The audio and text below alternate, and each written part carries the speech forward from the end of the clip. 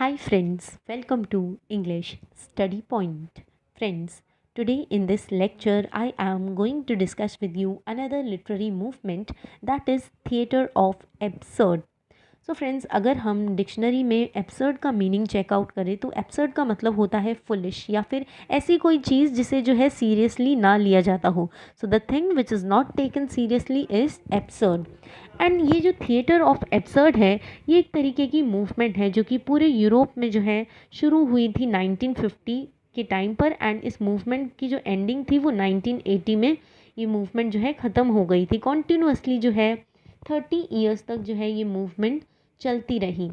And theatre of absurd के जो followers थे वो एग्जिस्टेंशलिस्ट फिलोसफर एल्बर्ट कामू की जो आइडियोलॉजीज़ थी, जो भी थॉट्स थे, उनको एग्री करते थे.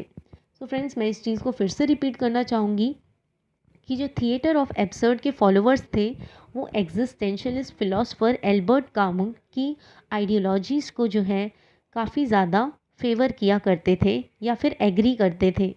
एंड इस टर्म को यानी थिएटर ऑफ एब्सर्ड को, इस टर्म को कॉइन किया गया था मार्टिन एस्लिन द्वारा.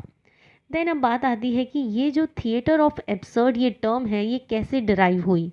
सो ये थिएटर ऑफ एब्सर्ड जो ये टर्म है ये एल्बर्ट कामू जो कि फ्रेंच फिलोसफर थे, उनके ऐसे, जिस ऐसे का नाम है मिथ ऑफ सिसिफस.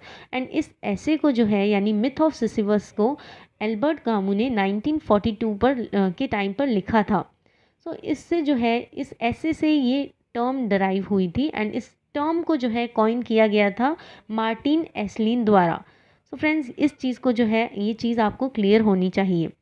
सबसे पहला ये टर्म को कॉइन किया मार्टिन एस्लिन ने. एंड फिर जो है ये टर्म जो है डराइव हुई थी फ्रेंच फिलोसफर के ऐसे, जिस ऐसे का नाम है मिथ ऑफ सिसिफस. एंड ये जो है एल्बर्ट कामू द्वारा लिखा गया है 1942 के टाइम पर. Then followers of this movement adhere to stories of Albert Camus. कि कहने का मतलब है जो इस मूवमेंट के फॉलोअर्स थे वो एल्बर्ट कामू की जो थॉट्स थे उनको जो है एग्री करते थे, उनसे एग्री करते थे. Who in the essay of myth of Sisyphus said कि एल्बर्ट कामू ने अपने ऐसे में, जिस ऐसे का नाम है मिथ ऑफ सिसिफस, उसमें बताया कि the entire life is a futile Endeavour. कि हम अपनी लाइफ में जो भी एफर्ट्स लगाते हैं वो सभी फ्यूटाइल है. सो फ्रेंड्स, इसे बताने से पहले जो है मैं ये बताना चाहूँगी कि थिएटर ऑफ एब्सर्ड इस मूवमेंट को के पीछे, शुरू होने के पीछे ये कॉज रहा था क्योंकि वर्ल्ड वॉर 2 के टाइम पर जो है लोग बहुत ज़्यादा जो है, जिस तरीके से उन्होंने देखा डिवास्टेशन होते हुए, वो काफ़ी ज़्यादा जो है सहम गए थे, पिटर्ब हो चुके थे. तो फिर जो है लोगों को ऐसा लगने लगा कि लाइफ जो है, लाइफ का कोई मीनिंग ही नहीं रह गया है, लाइफ जो है मीनिंगलेस बन गई है. एंड एग्जिस्टेंशलिस्ट फिलॉसफी में भी जो है इसी चीज़ पर एम्फेसाइज किया जाता है. एंड एग्जिस्टेंशलिस्ट फिलॉसफी को मानने वाले फिलोसफर्स भी यही कहते हैं कि लाइफ का कोई मीनिंग ही नहीं है, लाइफ मीनिंगलेस है. क्योंकि लोग जो है हमेशा वो डेली रूटीन के साथ जो है वही सेम वर्क को जो है करते रहते हैं. एंड फिर एक टाइम आता है और सर्टेन टाइम के बाद जो है वो इस अर्थ से पास आउट हो जाते हैं. तो इस तरीके की जो है लाइफ वो स्पेंड करते हैं ह्यूमन बींग्स. सो एल्बर्ट कामू ने इस चीज़ को कहा मिथ ऑफ सिसिफस ऐसे में कि the entire life is a futile Endeavour. कि जो भी हमारी लाइफ में हम एफर्ट्स लगाते हैं वो कुछ भी नहीं है, वो सब फ्यूटाइल हो जाना है. एक टाइम के बाद जब हमारी डेथ हो जाएगी तो उन एफर्ट्स का जो है कोई इम्पोर्टेंस ही नहीं रहेगी. एंड एक टाइम बाद जो है ये सब फ्यूटाइल माना जाएगा. So the entire life is a futile Endeavour. कि हम जो है चीज़ों को अर्थ पर जो है उन चीज़ों को बार बार रिपीट करते रहते हैं. एंड मिथ ऑफ सिसिफस में जो है सिसिफस भी बार बार जो है वो रॉक को जो है उठाकर हिल पर रख कर आ रहा है. एंड जैसे ही वो नीचे आ जाता है वो रॉक जो है वापस नीचे आ जाता है. सो सिसिफस को जो है वापस जो है उस रॉक को हिल पर रख कर आना होता है, ये उसे टास्क दिया हुआ होता है।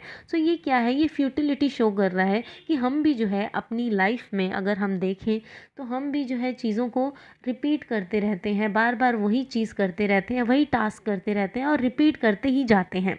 सो इसी सेंस में the entire life is a futile endeavour.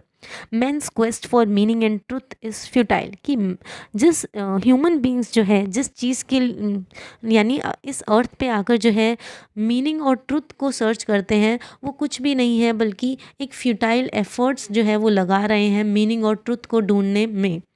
He compares men's struggle to understand this world and to find meaning of life to a Greek mythological character Sisyphus। अब क्या कर रहे हैं, ये जो एल्बर्ट कामू है, ये अपने मिथ ऑफ सिसिफस में वो जो है एक ग्रीक मिथोलॉजिकल कैरेक्टर सिसिफस से जो है कंपेयर कर रहे हैं ह्यूमन बींग्स की, यानी इंडिविजुअल की स्ट्रगल को, कि वो इंडिविजुअल जो है पूरा पूरा मतलब अपने लाइफ जो है इसी चीज़ को ढूंढने में लगा देते हैं, यानी इस वर्ल्ड को समझने में लगा देते हैं और लाइफ के मीनिंग को समझने में लगा देते हैं। सो वो बताते हैं कि ये सब कुछ कुछ भी नहीं है बल्कि एक फ्यूटाइल है। ये सब कुछ हमारे एफर्ट्स जो है, जिस चीज़ के लिए हम इतनी हार्ड वर्क कर रहे हैं, वो कुछ भी नहीं बल्कि फ्यूटाइल है, क्योंकि एक टाइम बाद जब हमारी डेथ हो जाएगी तब इनकी जो है कोई इम्पोर्टेंस ही मतलब नहीं रहेगी। Then just like Sisyphus human beings are struggling in this world. कि कहने का मतलब है कि सिसिफस जिस तरीके से उसे टास्क अलॉट किया गया था, वो क्या कर रहा था, बार बार उसी टास्क को जो है रिपीट करता जा रहा था। सो ह्यूमन बींग्स क्या कर रहे हैं, इस वर्ल्ड में आकर जो है स्ट्रगल कर रहे हैं। कोई अपने एम्स के लिए स्ट्रगल कर रहा है, कोई किसी चीज़ के लिए स्ट्रगल कर रहा है। तो सिसिफस की तरह भी ह्यूमन बींग्स क्या कर रहे हैं, स्ट्रगल कर रहे हैं इस वर्ल्ड में। बट अगर हम रियलिटी को समझें तो एल्बर्ट कामू जो है अपने ऐसे के थ्रू, मिथ ऑफ सिसिफस के थ्रू ये बताना चाहते हैं कि हमारी एग्जिस्टेंस का कोई मीनिंग ही नहीं है, पर्पस ही नहीं है, क्योंकि एक टाइम बाद हमारी डेथ हो जाएगी। तो फिर जो है मीनिंग को समझना या फिर हमारी इस वर्ल्ड को समझना जो है, ये सब कुछ हम जो इतने एफर्ट्स लगा रहे हैं इन चीज़ों को करने के लिए, सब कुछ फ्यूटाइल है। Then we are doing a monotonous work and we keep doing it. कि हम क्या करते हैं, बार बार जो है जिस काम को हम कर रहे होते हैं उसे जो है बार बार रिपीट कर रहे होते हैं और हम करते ही जाते हैं। And one day will die. और एक दिन आएगा जिस टाइम जो है हमारी डेथ हो जाएगी। No one will get affected by our death. And वाकई में जो है हमारी डेथ से जो है किसी को फ़र्क ही नहीं पड़ेगा। एंड देन अब बात करते हैं कि the term theatre of absurd coined by Martin Esslin. So friends, इस पर जो है क्वेश्चन पूछा जाता है यूजीसी नेट में। So please remember this. He use this term to describe a group of playwrights. अब बात आती है कि मार्टिन एस्लिन ने इस टर्म को क्यों यूज़ किया था। वो इसलिए किया था क्योंकि वो जो है ग्रुप ऑफ प्ले राइट्स को जो है डिस्क्राइब करना चाहते थे, उन्हें जो है कैटेगराइज करना चाहते थे कि ये जो पर्टिकुलर प्ले राइट्स है ये थिएटर ऑफ एब्सर्ड की कैटेगरी में आते हैं, who were writing during 1960s। And अब बात आती है कि इन्हें जो है यानी इन्होंने जो है इस मूवमेंट की शुरुआत क्यों की थी, क्योंकि वर्ल्ड वॉर 2 के टाइम पर जो है सब लोगों की जो होप्स है वो बिल्कुल जो है ग्राउंड पर आ गई थी। एंड उन्होंने जो है इतना सब कुछ डिवास्टेशन होते हुए देखा, तो कहीं ना कहीं बहुत सारे फिलोसफर्स ने उस टाइम ये चीज़ को रियलाइज़ किया कि लाइफ का जो है कोई मीनिंग ही नहीं है। यानी लाइफ में जो है ह्यूमन बींग्स एक बार आते हैं, देन फिर जो है एक सर्टेन टाइम के बाद जो है वो पास आउट हो जाते हैं। सो ऐसे में जो है एफर्ट्स लगाकर जो है एफर्ट्स लगाना जो है वो टाइम वेस्टेज का काम है। सो उनका कहना ऐसा था। Then this arise as a movement seeing fear surrounding world war 2। कि मैंने अभी बताया कि ये जो है मूवमेंट इसलिए शुरू हुई थी क्योंकि वर्ल्ड वॉर 2 के टाइम पर जो है बहुत सारे फिलोसफर्स और राइटर्स ने जो है अपनी आंखों के सामने डिवास्टेशन होते हुए देखा था, ह्यूमन बींग्स का, चीज़ों का, एंड साथ ही साथ आर्किटेक्चर का, बिल्डिंग्स का। सो इसलिए जो है लोगों का विश्वास उठ गया था इस लाइफ से। Then degeneration of traditional, अब बताया जाता है कि हम जो है जिस एरा में रह रहे हैं वहाँ पर कॉन्टीन्यूसली जो है ट्रेडिशनल वैल्यूज़ जो है धीरे धीरे डी जनरेट होती जा रही है। मोरल पॉलिटिकल वैल्यूज़ ये क्या हो रही हैं, डी जनरेट होती जा रही हैं। एंड हम जो है अब काफ़ी ज़्यादा मॉडर्निटी की तरफ बढ़ चुके हैं। दिस फ्लरिश्ड इन फ्रांस, कि ये मूवमेंट है स्पेशली किन किन जगहों पर फ्लरिश हुई थी, फ्रांस में, जर्मनी में, इंग्लैंड में और बाकी सारी अदर यूरोपियन कंट्रीज़ में। एंड फ्रेंड्स बहुत अच्छे एग्जाम्पल्स हैं जैसे कि सैमुअल बेकेट की वेटिंग फॉर गोडॉट। सो फ्रेंड्स ये मैंने अपने दिल्ली यूनिवर्सिटी में जब मैं पढ़ा करती थी तब मैंने ये पढ़ा था। एंड ये काफ़ी अच्छा एग्जाम्पल है थिएटर ऑफ एब्सर्ड के करेक्टरिस्टिक्स को जो है काफ़ी अच्छे से ये वर्क जो है शो करने की कोशिश करता है। देन अब बात करते हैं हैरोल्ड पिंटर का वर्क है होम कमिंग, वो भी बहुत अच्छा एग्जाम्पल है। देन जीन जेनेट की मेड्स, ये भी बहुत अच्छा एग्जाम्पल है। एंड यूजीन आयोनेस्को का वर्क है बॉल्ड सोप्रानो, और साथ ही साथ एक और वर्क है यूजीन आयोनेस्को का, उस वर्क का नाम है राइनोसोरस। सो फ्रेंड्स राइनोसोरस भी दिल्ली यूनिवर्सिटी के सिलेबस करिकुलम में है एंड वो भी बहुत अच्छा एग्जाम्पल है। देन एडवर्ड एल्विन की जू स्टोरी भी बहुत अच्छा एग्जाम्पल है। देन टॉम स्टूपर्ट की रोजनक्रेंस एंड गिल्डनस्टर्न्स आर डेड, ये प्ले है, ये भी बहुत अच्छा एग्जाम्पल है थिएटर ऑफ एब्सर्ड का। देन अर्थर एडिमोव की ping pong.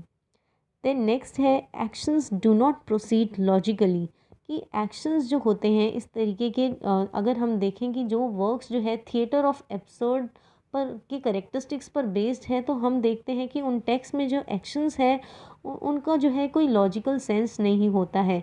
There are contradictions, and बहुत सारे जो है कॉन्ट्रडिक्शंस होते हैं, इंटरफेरेंसेस होते हैं, एंड कंक्लूजन तो होता ही नहीं है ऐसे टेक्स्ट में।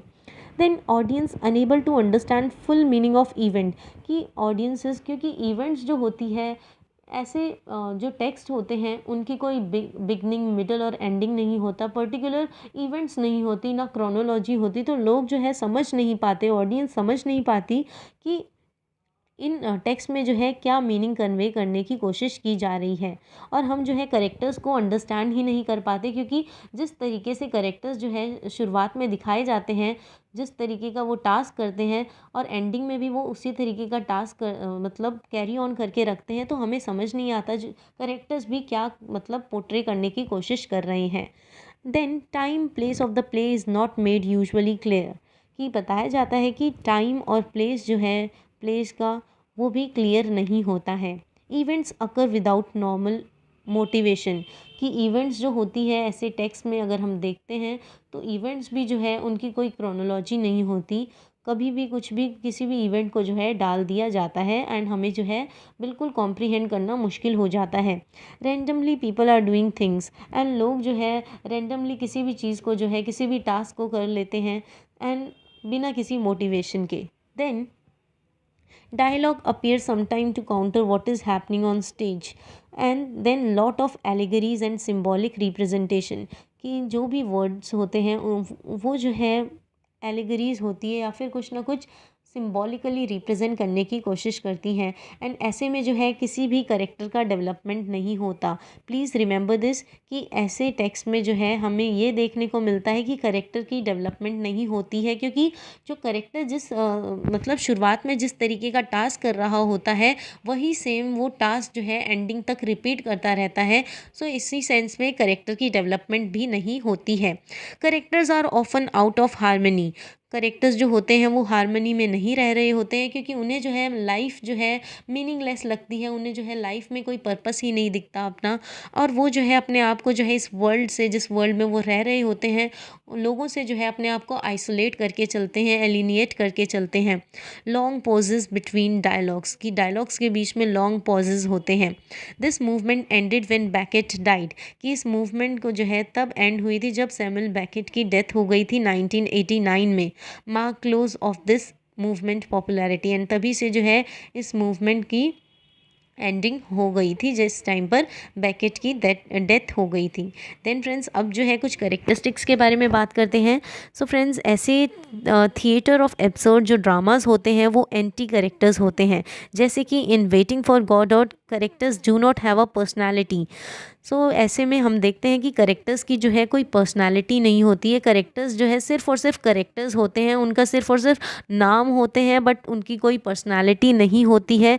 और they are just waiting in the hope कि अगर हम वेटिंग फॉर गॉडॉट में अगर करेक्टर्स को देखें तो वो क्या कर रहे हैं, उनकी कोई पर्सनालिटी ही नहीं है, वो सिर्फ और सिर्फ सेम ही टास्क को रिपीट कर रहे हैं, वो किसी ना किसी के आने की वेट कर रहे हैं, वो इस होप में जो है लाइफ को जी रहे होते हैं that some will come to their rescue, कि उनको जो है ऐसा लगता है कि शायद कोई, काश कोई ना कोई उनकी लाइफ में आए जो उनको बचा ले।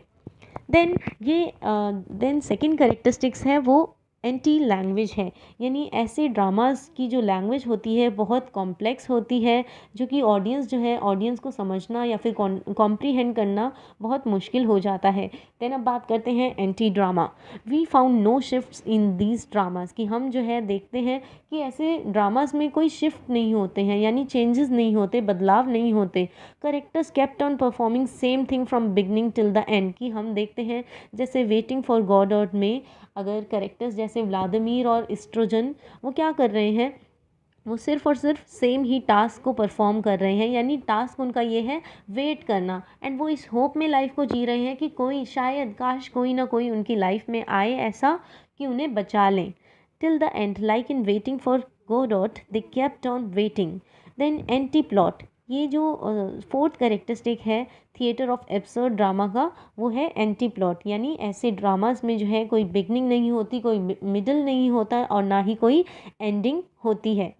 Then helplessness, character spend their life only in the hope, कि ऐसे में क्या होता है, करेक्टर जो होते हैं वो अपने आप को हेल्पलेस फील कर रहे होते हैं, एंड वो जो है लाइफ को जो है सिर्फ और सिर्फ एक होप के साथ जी रहे होते हैं, but no one came to help them, और कोई भी जो है उनकी हेल्प करने नहीं आता और ना उन्हें ये रियलाइज़ करवाने आता कि वो जो है सिर्फ और सिर्फ वेट करके, किसी का वेट कर कर जो है वो अपना टाइम ही वेस्ट कर रहे हैं। सो टू हेल्प देम और to realise them that they are wasting time in the hope of waiting for someone. Then last characteristic है hopelessness.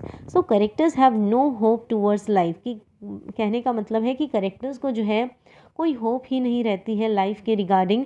One character even decide, अगर हम देखें वेटिंग फॉर गॉडॉट में कि उसके अगर हम स्टार्टिंग में पढ़े तो उसमें जो है एक करेक्टर जो है वो चाहता है कि वो जो है सुसाइड कर ले, क्योंकि उसे जो है लाइफ का कोई मीनिंग या फिर पर्पस ही नहीं दिख रहा होता, उसे लाइफ जो है बोरिंग लगती है, तो वो सोचता है कि सुसाइड ही एक उसके लिए बेटर ऑप्शन रहेगा।